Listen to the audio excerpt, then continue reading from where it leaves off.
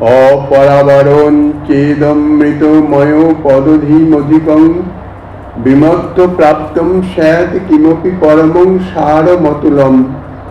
তথাপি শ্রী গৌরাকৃতি মদন গোপাল চরণচ্ছটা স্পৃষ্টান্নাং তদ্বহতি বিকটামেব কটুতাম।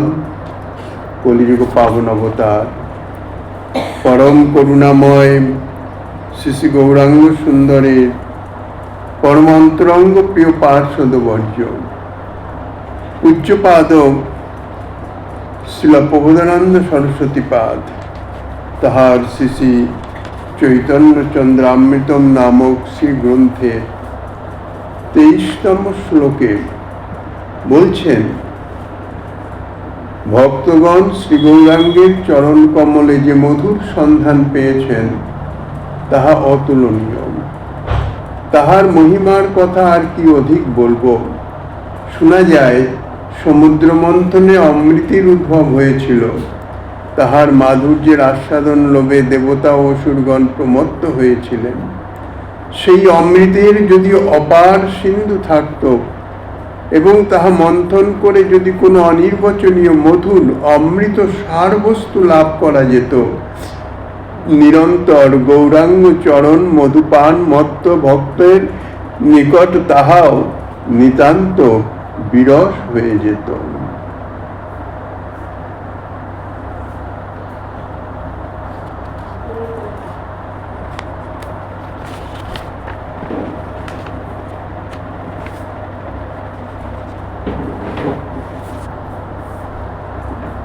অনেক দুঃখময় বুদ্ধিতে পার্থিব সম্পদের মোহ ত্যাগ করলেও স্বর্গীয় মনোহর সুখের কামনা ত্যাগ করতে পারেন না। এ সংসারে সদা সর্বদাই তিতাব জ্বালা বিদ্যমান রয়েছে। তার মধ্যে ক্ষণিকের সুখানুভূতি হয়, যদিও বাস্তব সুখ নয়। জড়জাগতিক বিষয়, সম্পদ, বৈভব অনেক দেখা গেছে, অনেকের এগুলি বিদ্যমান থাকতেও তবু যেন সুখ নাই। সংসারে, পরিবারে, পরিজনে কোথাও না কোথাও এক অশান্তি ইত্যাদি তাহাকে নিরন্তর যেন ব্যতিব্যস্ত করে দিচ্ছে।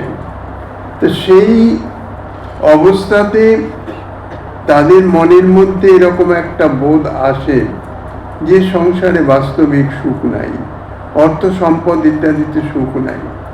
সুখের জন্যে স্বর্গ, যাকে বলা হয় স্বর্গ সুখ, স্বর্গের নিরবিচ্ছিন্ন সুখ। বাস্তবত তাদের অন্তরে তো সুখভোগ বাসনা বিদ্যমান আছে। তিতাব জ্বালায় জর্জরিত হয়ে দুঃখময় বুদ্ধিতে এই পার্থিব সম্পদ ইত্যাদির মোহ হয়তো ত্যাগ করতে পারে। অনেকে আছে যন্ত্রণায় জর্জরিত হয়ে সংসার ত্যাগ করে চলে যায়, মনে করে বনে গিয়ে বোধহয় সুখ হবে, কিন্তু বাস্তব তো সুখ নাই। কেননা তার মনের মধ্যে সুখের কামনা, আর সেই স্থানে স্বর্গীয় সুখের কামনা সেটা তো কখনোই ত্যাগ করতে পারে না। কেননা স্বর্গ সুখটি কি বস্তু, সেটা তার অনুভব হয় নাই। স্বর্গে তো সে কখনো সে অনুভব পূর্বে হলেও হতে পারে কোনো না কোনো জন্মে, কিন্তু তাহা তো তার বর্তমানে বিদ্যমান নাই। এই জন্য স্বর্গীয় মনোহর সুখের কামনাকে ত্যাগ করতে পারে না। ত্যাগ করবেন বা কেমন করে? ঋক সূক্তে বলা হয়েছে, ঋগ্বেদে, বিষ্ণু পদে পরম মধ্য উৎস, অর্থাৎ মধুর পরম উৎসটি আছে শ্রীকৃষ্ণের চরণ কমলে। বাস্তবিক যে আনন্দ, যে সে আনন্দের যে উৎস স্থান, তাহা হচ্ছে শ্রীকৃষ্ণের শ্রীচরণ কমল। যারা এই পরম মাধুর্যের আস্বাদনে বঞ্চিত,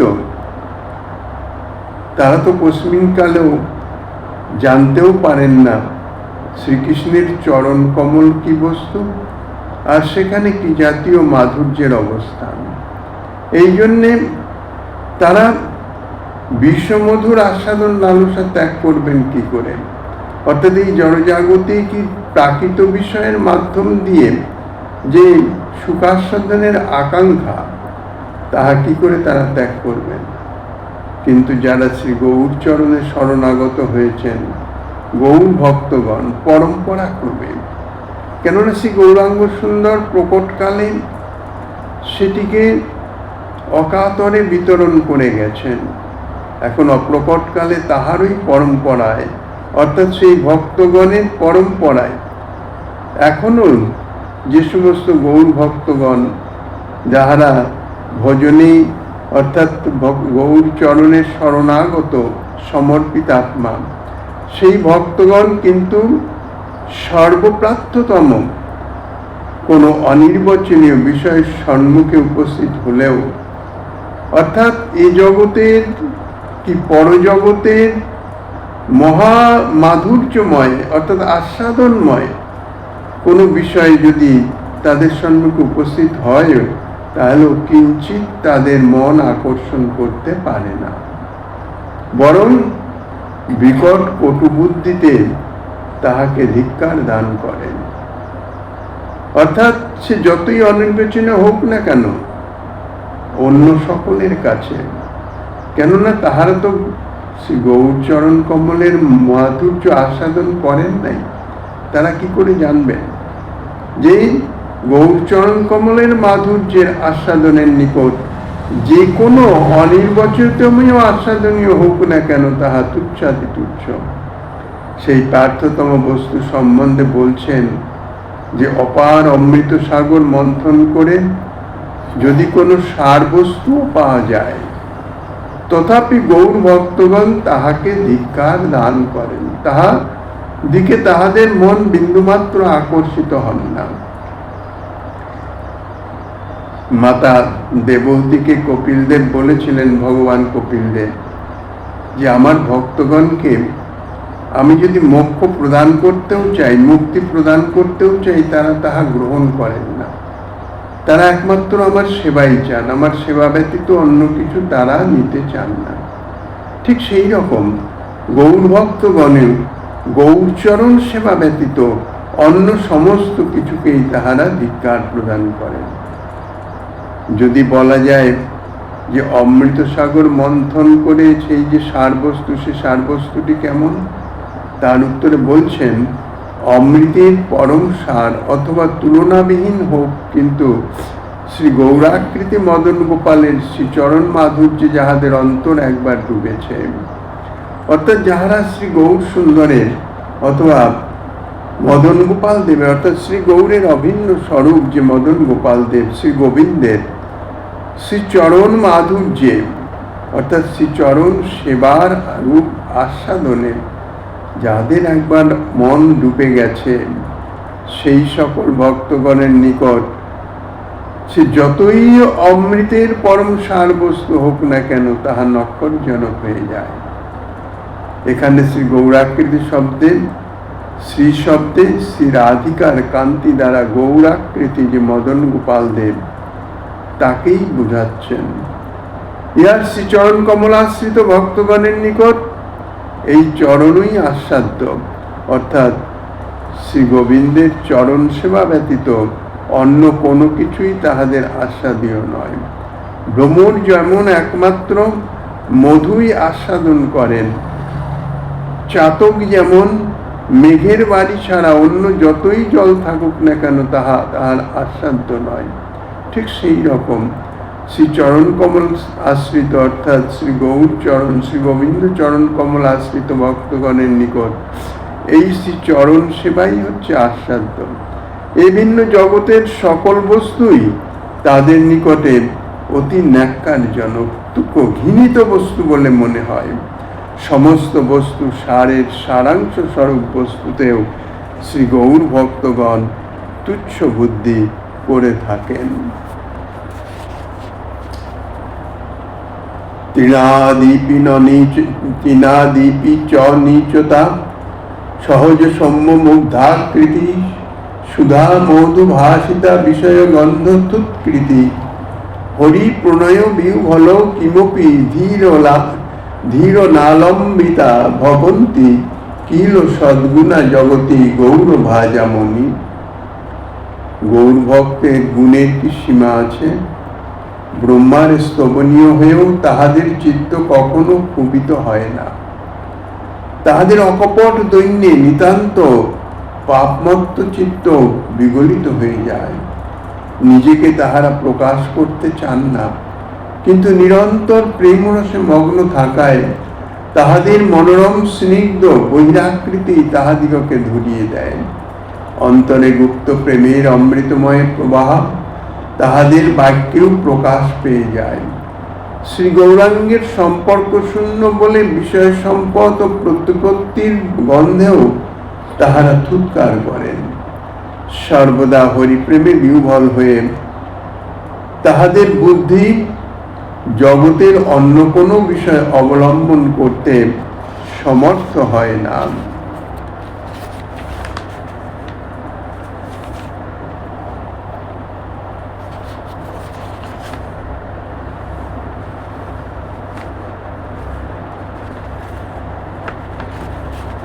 শাস্ত্রে কতগুলো বিশিষ্ট সদ্গুণের কথা বলেছেন, যা একমাত্র মহাপুরুষেরই ভূষণ, অর্থাৎ মহাপুরুষের মধ্যেই সেই সমস্ত সদ্গুণাবলী বিদ্যমান দেখা যায়। এছাড়া সাধারণত অন্য কোথাও তা দেখা যায় না। একমাত্র শ্রী গৌরাঙ্গের প্রিয় ভক্তগণই এই সকল সদ্গুণের আশ্রয়। যত যত সদ্গুণ সব তো শ্রী ভগবানই বিরাজিত, আর সেই শ্রী ভগবানই সমর্পিতাত্মা হয়ে তাদাত্ম যখন হয়ে যান, তখন ভগবানের সেই সদ্গুণাবলী তাহার ভক্তগণের মধ্যে সংক্রামিত হয়ে যায়। যদি বলে এই সদ্গুণগুলি কিরকম, কি সেগুলি, তার উত্তরে বলছেন, প্রথমেই হচ্ছে তৃণ হইতে নীচতা। তৃণ থেকেও নিজেকে আরো হীন, অতিহীন, নীচ বলেছে অনুভব। এটি বাস্তব অনুভবের কথা, মুখে বললেই হবে না আমি দিনহীন কাঙাল। শ্রী হরিনামের কিভাবে নিতে হবে তাহা শ্রী মহাপ্রভু যে বলেছেন, তৃণাদপি শুনিছেন, তৃণ অপেক্ষাও নিচ হয়ে হরিনাম গ্রহণ করতে হবে, অর্থাৎ নিজে সদা সর্বদা অবস্থান করবে। এই জাতীয় যে দৈন্যতা, ইহা একমাত্র শ্রী গৌরচরণের শরণাগতি ভিন্ন তাহার হৃদয়ে কখনো প্রকাশ হতে পারে না। তৃণ যেমন অন্যজনের পদাঘাত আদি সন্তুষ্ট ভাবে সহ্য করে, তৃণকে যদি পদদলিত করে যায় সে কোনো বাধা দেয়? কোনো কিছুই করে না, বরং পদ অপসারিত করলে আবার ধীরে ধীরে সেই মস্তক উত্তোলন করে অবস্থান করে। এই জন্যই বলেছেন তৃণাদপি শুনিছ, তৃণ অপেক্ষাও শুনিছ, অর্থাৎ পদদলিত করলেও মস্তক আর উন্নত হয় না। সদা সর্বদাই নিজের যে দৈন্যতা, অর্থাৎ অবনত মস্তক, আমার মতন দিনহীন আর নাই, যে কোনো অবস্থায় যে কোনো পরিস্থিতিতে অন্তরের এই যে ভাব বিদ্যমান থাকা, ইহা গৌরচরণের শরণাগতি ব্যতীত কখনো সম্ভব নয়। এই যে তৃণাদপি শুনিছ, এই যে দৈন্যতা, এটি হচ্ছে ক্ষান্তি নামক প্রথম গুণ। ক্ষান্তি অর্থাৎ যে কোনো অবস্থা তাহা সহ্য করা। শাস্ত্রে এর লক্ষণ বলেছেন কি, যাতে ক্ষোভের কারণ উপস্থিত হলেও চিত্ত ক্ষুব্ধ হয় না। পথ চলতে অকারণে কেউ যদি দুটো কটু কথা শুনিয়ে দেয়, স্বাভাবিকভাবে চিত্ত ক্ষোভিত হবে, কিন্তু গৌরভক্তগণের চিত্তে তা বিন্দুমাত্র ক্ষোভের উৎপন্ন হয় না, চিত্ত বিন্দুমাত্র ক্ষুব্ধ হয় না। ক্ষোভের কারণ থাকা সত্ত্বেও যদি চিত্ত ক্ষোভিত না হয়, তাহলে এই যে গুণটি, এর নাম হচ্ছে ক্ষান্তি। দ্বিতীয় গুণটি কি? দ্বিতীয় গুণ বলছেন সৌন্দর্য। স্বাভাবিক সুন্দর স্নিগ্ধ কলবর, অর্থাৎ সুস্নিগ্ধ সুন্দর স্বরূপ, তাহা সকলেরই আনন্দ বর্ধন করে। নিরন্তর যারা প্রেমরসে বিভাবিত থাকেন শ্রী গৌর ভক্তগণ, তাদৃশ প্রেমী গৌর ভক্তগণের দর্শন মাত্রই চিত্ত স্নিগ্ধ এবং প্রেম রসে পূরিত হয়ে যায়। ইহাই হচ্ছে যথার্থ সৌন্দর্য। এই পঞ্চভূতাত্মক দেহ, ক্ষিতীয়ক তেজমরুদ্গম দ্বারা রচিত এই যে দেহ, প্রাকৃত দেহ, যাহা প্রতিক্ষণেই পরিবর্তনশীল। এখন যে সৌন্দর্য অনুভব হচ্ছে, দুদিন পরে সে সৌন্দর্য আর অনুভব হবে না, থাকবে না, অর্থাৎ প্রাকৃত, নাশবান। কাজেই এই জগতের যা কিছু আছে ইহার প্রকৃত সৌন্দর্য নাই। সৌন্দর্য তাহলে কি? প্রকৃত সৌন্দর্য কি? প্রকৃত সৌন্দর্য হচ্ছে প্রেমরসে বিভাবিত শ্রী গৌর ভক্তগণের শ্রীস্বরূপ, অর্থাৎ কলেবর। কেননা সদা সর্বদা তাহাদের হৃদয়ে সেই অপ্রাকৃত প্রেম রস বিদ্যমান, তাহা কখনো পরিবর্তন হয় না, অর্থাৎ তাহা বিনাশপ্রাপ্ত হয় না। কাজেই সেই গৌর ভক্তগণের দর্শন একটা অপ্রাকৃত, যেন চিৎ শক্তি হৃদয়ে সংক্রামিত হয়ে মন, বুদ্ধি, চিত্ত সমস্ত কিছুকেই একটি প্রশান্ততা, শান্তি, প্রেম রসে পরিপূরিত করে দেয়। তাহলে গৌর ভক্তগণের, অর্থাৎ এই প্রেম রসে বিভাবিত গৌর ভক্তগণের দর্শন, তাহাদের স্বরূপই হচ্ছে যথার্থ সৌন্দর্য। গৌর ভক্তগণের তৃতীয় গুণ বলছেন কি? সুধা মধুর ভাষিতা। এটা কিন্তু ভক্তগণের একটা বিশেষ গুণ। এক, মৃতভাষী, দ্বিতীয় হচ্ছে প্রিয়ভাষী। অত্যন্ত মধুর কথা বলবেন, কখনো তাহার মুখে কোনো কটু কথা, কোনো তিক্ত কথা তাহা প্রকাশিত হবে না। এক তো সত্য কথা বলবেন, কেননা সত্য ব্যতীত অন্য যা কিছু সবই হচ্ছে তিক্ত, কটু, কষায়। ভক্তগণ সদা সর্বদাই সত্যস্বরূপ শ্রী ভগবানের আরাধনায় মগ্ন থাকেন, অর্থাৎ তাহাদের হৃদয়ে বিদ্যমান থাকেন। এই জন্যে সবসময় সত্যবাদী, সত্যপরায়ণ। আর মৃতভাষী, যতটুকু প্রয়োজন তার থেকে অতিরিক্ত কথা বলেন না, কিন্তু যে কথা বলেন তাহা সুধা মধুর, অর্থাৎ কর্ণে মধু বর্ষণ করেন, অর্থাৎ তাহার সেই কথা শ্রবণে চিত্ত শীতল হয়ে যায়, শান্ত হয়ে যায়।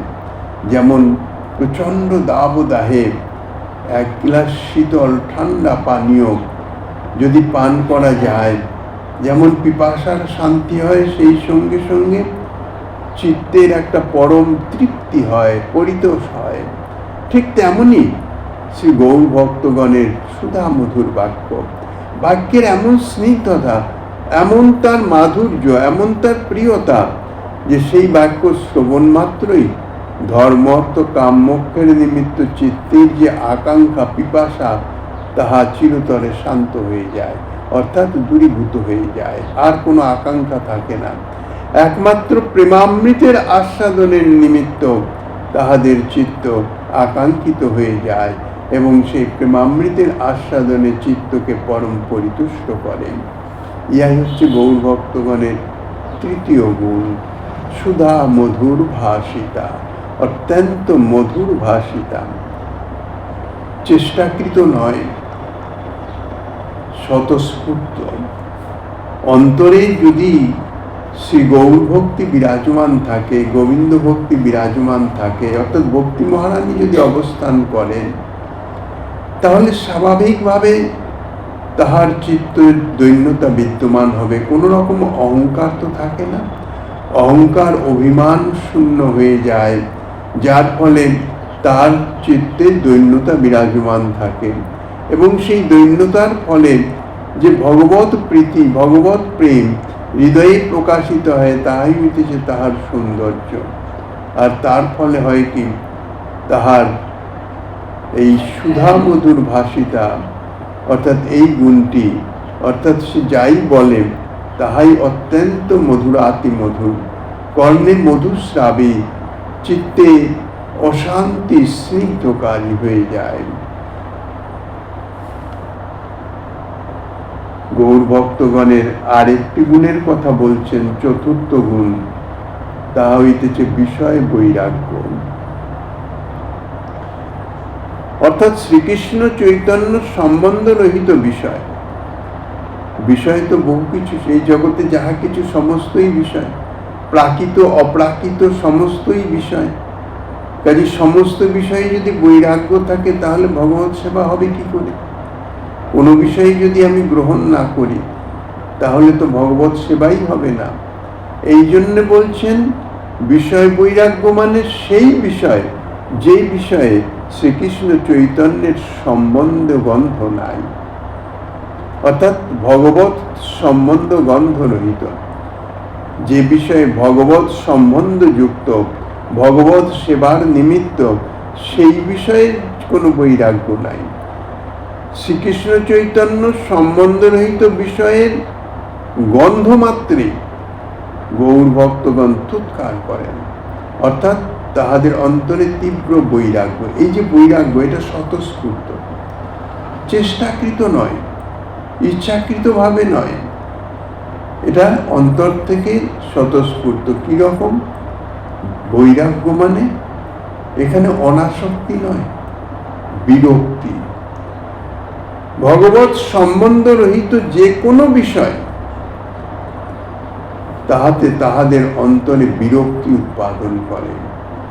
গৌর ভক্তগণের যা কিছু, তাহাদের ইন্দ্রিয়গণের মাধ্যমে যাহা কিছু, যে কোনো কার্যই হোক না কেন, তাহার সঙ্গে তাহার অভীষ্টের সম্বন্ধ যুক্ত হয়ে যায়।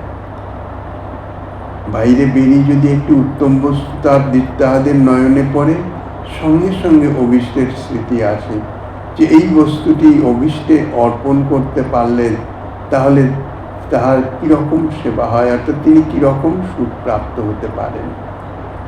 অর্থাৎ যে কোনো বিষয় সম্বন্ধ আসলেই তাহা ভগবতের সঙ্গে যুক্ত হয়ে ভগবৎ সম্বন্ধী হয়ে যায়। আর ভগবৎ সম্বন্ধ যদি না আসে তাহলে সেই বিষয়ে তাহাদের পরম বিরক্তি এসে উৎপত্তি হয়।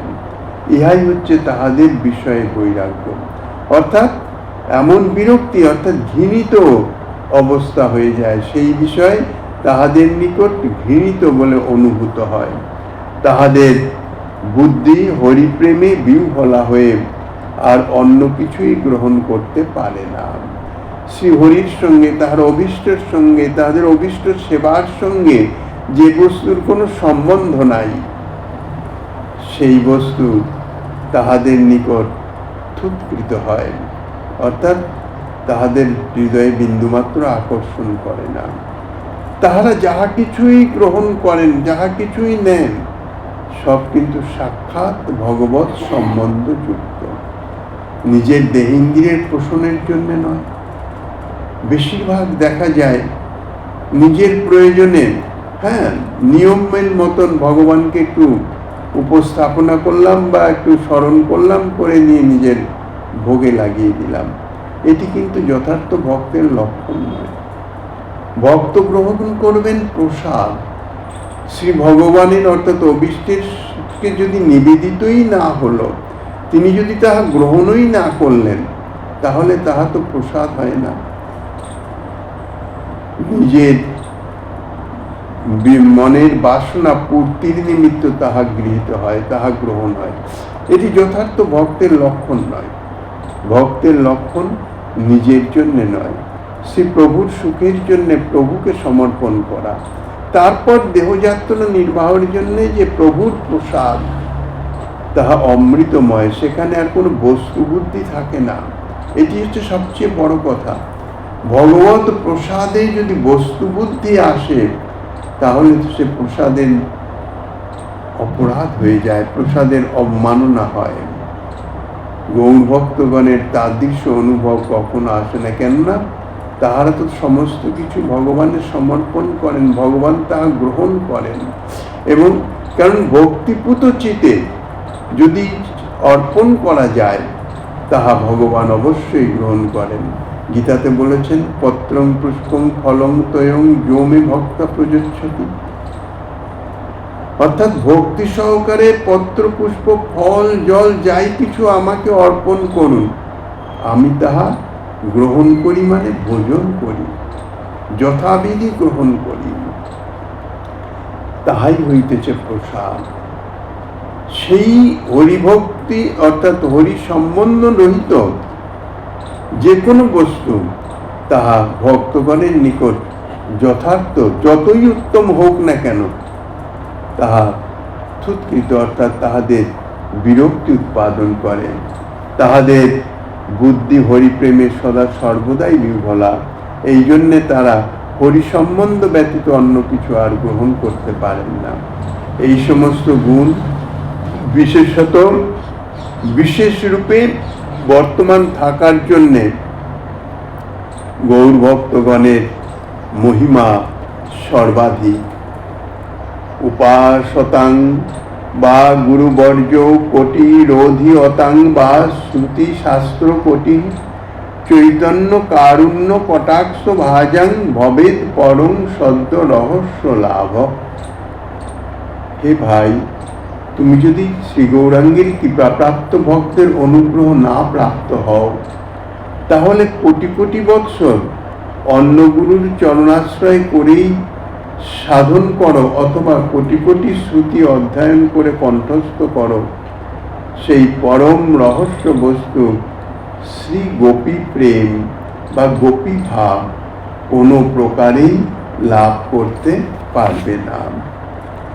বেদে যে প্রেমের কথাও নিগুড় রূপে বর্ণিত হয়েছে, শ্রীমদ্ ভাগবতেও সুখদেব গোস্বামী পাদ এই যে গোপী প্রেম বোজ প্রেম তাহা কিন্তু প্রকাশ করে অর্থাৎ খুলে প্রকাশ করতে পারেন নাই, সূত্র রূপে অত্যন্ত গোপন ভাবে নিগুড় রূপে বর্ণিত করেছেন।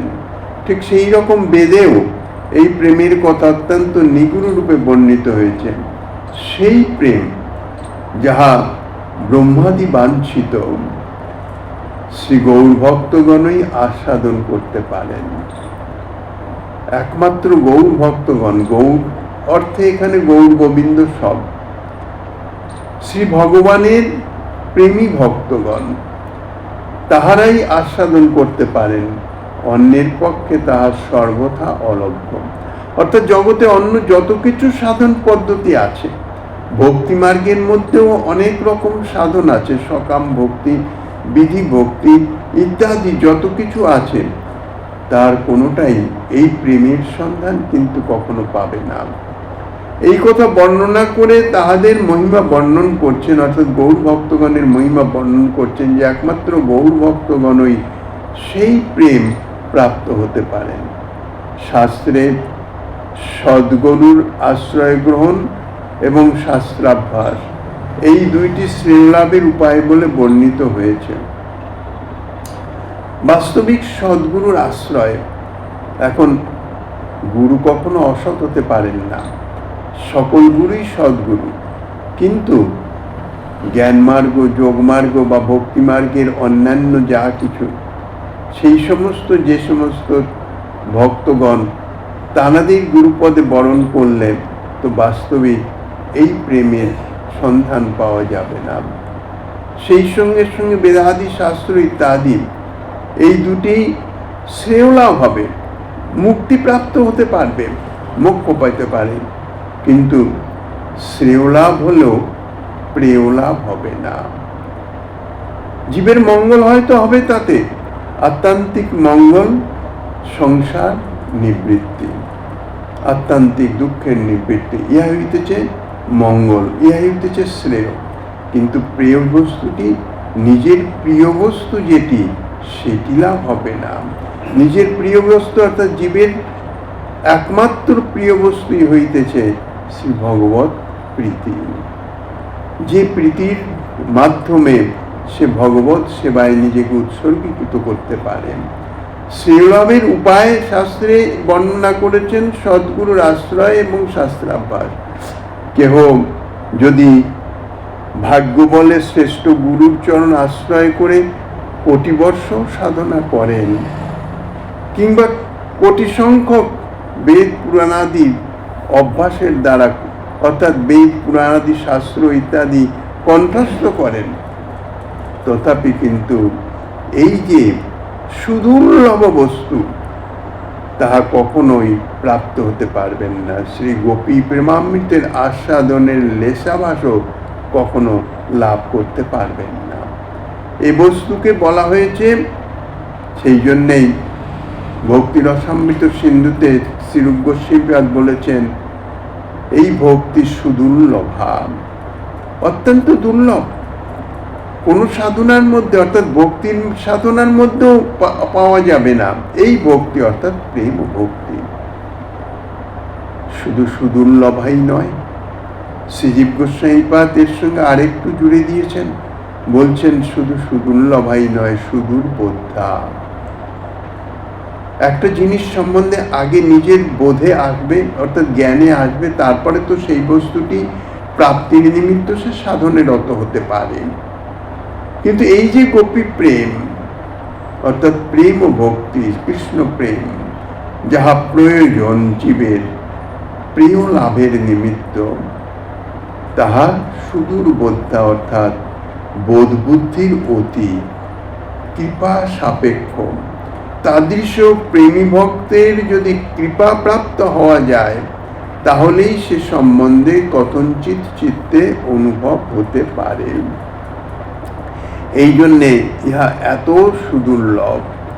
একমাত্র যাহারা শ্রীচৈতন্যের কৃপা কটাক্ষে ধন্যাতি ধন্য হয়েছেন, তাহাদের সহিত যদি সম্পর্ক হয়, ক্ষণিক সম্পর্ক হয়, তাহলেই একটুখানি, যেমন কারেন্টের স্পর্শ, বিদ্যুৎবাহী তারের যদি একটু এক ঝলক স্পর্শ হয়, তাহাতেই যেমন বিদ্যুৎ তরঙ্গ শরীরের মধ্যে প্রবেশ করে, ঠিক সেই রকম তাদৃশ প্রেমী ভক্ত, তাদের যদি ক্ষণিক সম্পর্ক হয়, এক ঝলক মাত্রও যদি হয়, তাহলেও তৎক্ষণাৎ সেই নিগুড় রহস্যময় প্রেম বস্তুর আস্বাদ লাভ হয়ে থাকে।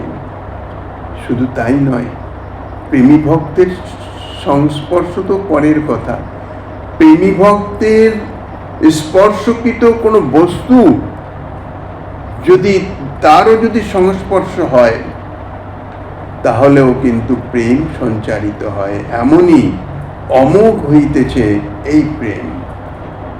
ইহার নিদর্শন মহাজনগণ বলেন। একটা আখ্যায়িকা আছে, একজন ভক্ত তার নিকটে যখন এই কথা বলেন যে কোনো প্রেমী ভক্ত, অর্থাৎ তাদৃশ প্রেমী ভক্ত, উত্তম প্রেমী ভক্ত, সাধারণ নয়,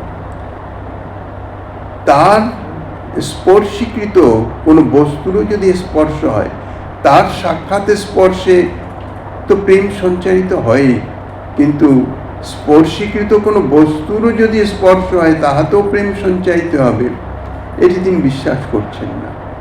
বলেন প্রমাণ দেন। তো অযোধ্যাতে একজন তাদৃশ প্রেমী ভক্ত ছিলেন, তার পরিচিতি ছিল। তিনি তাকে সঙ্গে নিয়ে, সঙ্গে একটা গামছা মতো কাপড় নতুন নিয়ে গেছেন। এখন এই জাতীয় যে প্রেমী ভক্ত, এনাদের কিন্তু বাহ্যজ্ঞান বিশেষত থাকে না, সদা সর্বদা আবিষ্ট থাকেন। যে কেউ আসুক বসুক, ভগবত কথা ছাড়া অন্য কোন রকম কথার লেশাভাসও কখনো সেই পরিমণ্ডলের মধ্যে আসে না। তা ভগবত চর্চা তো চলছে।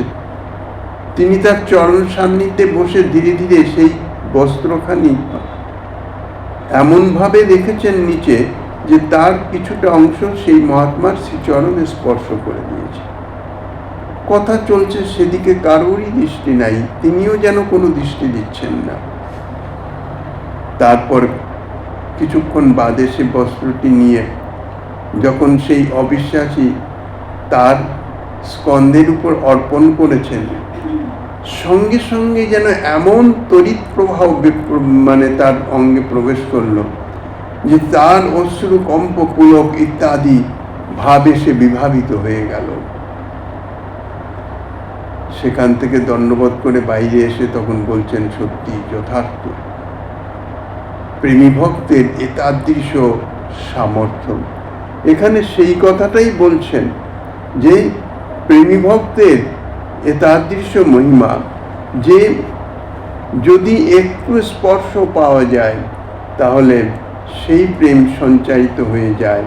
তাছাড়া এই নিগুড় রহস্যময় প্রেম বস্তুর কোনো রকম আস্বাদন তো দূরে থাক, কোনো রকম অনুভবের আভাস আসাও সম্ভব নয়।